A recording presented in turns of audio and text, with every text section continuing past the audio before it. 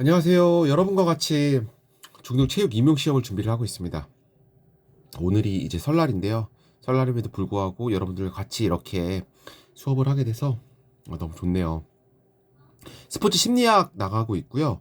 스포츠 심리학 중에서 오늘 다뤄볼 테마는 주의 집중과 수행이란 테마고, 지난 테마부터 좀 약간 반복되는 경향이 있는 것 같은데, 이 주의 집중과 수행이란 테마를 쭉 제가 살펴를 보니까 요 테마 내에서는 각각의 분리되어 있어요. 쭉 이렇게 이어지는 게 아니고 각각의 이론들이 분리되어 있고요.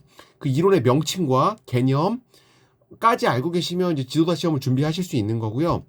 명칭과 개념을 알고 계시고 그것이 어떤 상황으로 묘사되어질 수 있는지까지에 대해서 이제 생각까지 해보시면은 임용시험까지 준비를 하실 수가 있습니다. 먼저 니데퍼의 주의 모형이라는 게 있어요. 주의 집중 모형인데, 이 주의 집중이라는 것이 니데퍼는 그 두 가지 차원이 있다는 거예요. 내적이냐 외적이냐, 이제 광역이냐 협역이냐, 이런 식으로 나눠줬던 거고요. 예를 들어서 내적이면은 자기가 내면으로 뭔가 그 생각하는 거, 이런 것들이거든요. 예를 들면은 내적이고 좁은 영역을 한번 볼게요. 예를 들면은 뭐 정신적으로 트레이닝을 하는 거죠.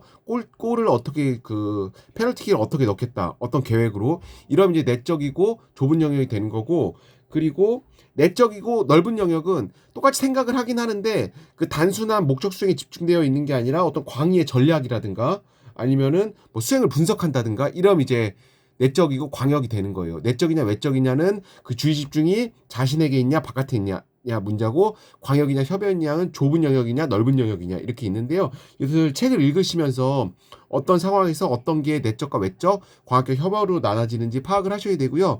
제가 여러 번 강조해서 이야기하지만 이 임용시험에서 이렇게 항상 그래프로 나오고 뭔가 이렇게 나눠졌을 때는 기준이 항상 중요하다고 그랬었잖아요. 그 기준 잘 알고 계셔야 되고, 단서 유용가설, 단서 활용가설이 나오게 되거든요.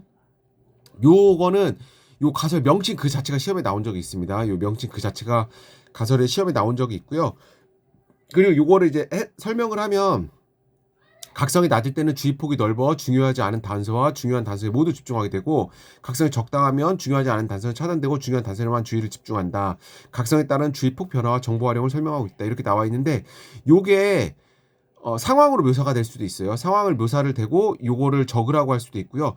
이것을 알려주고 각성이 낮을 때와 각성이 적당할 때, 뭐 각성이 높을 때 주의 집중의 폭이 어떻게 넓어지냐를 설명하라고 할 수도 있고요. 이런 식으로 나올 수 있습니다. 그다음에 주의 연합과 주의 분리라는 단어 알고 계셔야 되고요. 주의 연합은 내적 주의 집중, 주의 분리는 외적 주의 집중. 이 달리기 선수 같은 경우에 자기 어떤 호흡이라든가 뭐 맥박 이런 거에 집중하면 내적 주의 집중이 되는 거고요. 음악이라든가 이런 거에 들으면 외적 주의 집중인데, 어떤 게 더 옳다는 거는 계속 이제 논문마다 계속 바뀌는 것 같아요. 여튼 이런 용어 그 자체 알고 계셔야 돼요. 주의 연합과 주의 분리, 주의 연합이 내적 주의 집중과 관련이 있다는 거, 주의 분리가 외적 주의 집중과 관련이 있다는 거, 그리고 이것이 상황으로서 묘사될 수 있다는 거, 통제적 처리와 자동적 처리, 문제점 그 수행을 할 때, 그 동작을 할 때 예를 들면은 머릿속으로 구분을 해서 하면 이제 통제적 처리고, 자동적으로 몸이 이제 체화돼서 하면 자동적 처리인데, 높은 퍼포먼스를 자동적 처리해서 이루어진다는 거예요. 그래서 자동적 처리를 했던 사람도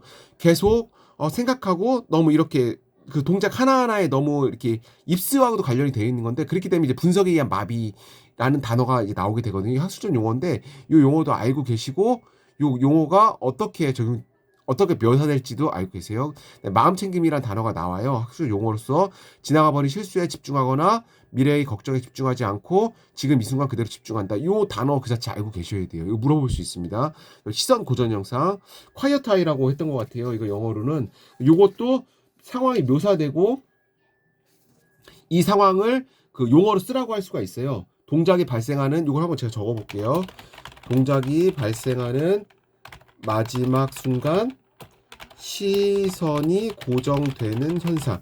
이것을 이렇게 개념을 설명해 줄 수도 있고, 제가 계속 말하지만 이것을 상황으로서 묘사할 수가 있는 거죠. 어떤 탁구 선수가 있는데 탁구 선수가 스매싱을 하기 전에 이 탁구공이 굉장히 멈춰져 있는 것처럼 보였으면 내 시선은 그곳에 오랫동안 머물렀다. 이렇게 하게 되면은 시선 고정 현상이라는 걸 자신이 찾아낼 수 있어야 됩니다. 그 다음에 외부 통제 전략, 내부 통제 전략이 나오는데, 이 내부 통제 전략 같은 경우에는 약간 이제 학술적인 느낌이 약간 루틴만 좀 약간 좀 약간 학술적 느낌이 나는데 다른 건 좀 이게 문제에 나오기 좀 어려운데 외부 통제 전략 같은 경우에는 드레스 리허설, 시뮬레이션 시합 리허설, 멘탈 리허설이 나오는데 특히 드레스 리허설과 시뮬레이션 시합 리허설을 분명히 구분하셔야 돼요. 이거 그냥 용어로만 보면은 굉장히 헷갈립니다. 어떤 게 드레스 리허설이고 어떤 게 시뮬레이션 시합 리허설인지 헷갈리니까 정확하게 구분을 하셔야 돼요. 드레스 리허설 같은 경우에는 음악이나 의상, 안내방송 조명 등을 실제 시합과 유사하게 조성하는 것을 드레스 리허설이라고 하고요. 시뮬레이션 시합 리허설은 실제 시합장에서 입장부터 마무리까지 전체 루틴을 미리 경험한다. 이걸 시뮬레이션 시합 리허설이라고 하는데 이것을 상황으로 묘사하면 더 헷갈릴 수가 있어요. 그렇기 때문에 이 글을 읽어서 분명하게 파악하고 계셔야 돼요. 그다음에 재집중 계획이라는 단어 알고 계시고요.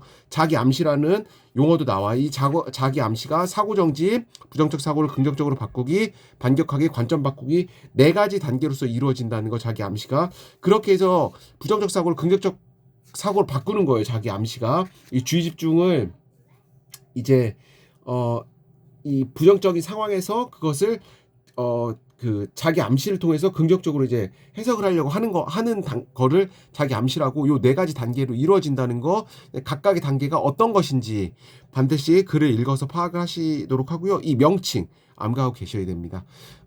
오늘은 여기까지 하고요. 다음 시간에 그럼 심리 기술 훈련 심사항, 이 심사항 굉장히 중요해요. 심사과 목표 설정, 리더십, 응집력과 팀 빌딩 여기 중요하고요. 심사과 목표 설정, 응집력과 팀 빌딩 요거 2개 매우 중요하고요. 심리 기술 훈련과 리더십 한번 살펴보고요. 이렇게 하면 이제 심리학도 거의 끝나는 것 같아요. 그래서 심리학 끝나면 스포츠 교육학 체육 교수로 그때 못 다뤘던 거 그 수업 모형 있잖아요. 수업 모형, 동료 교수 모형 이게 나갈 차례인 것 같은데 그렇게 다루고 이렇게 하나하나 마무리해 놔도록 하겠습니다.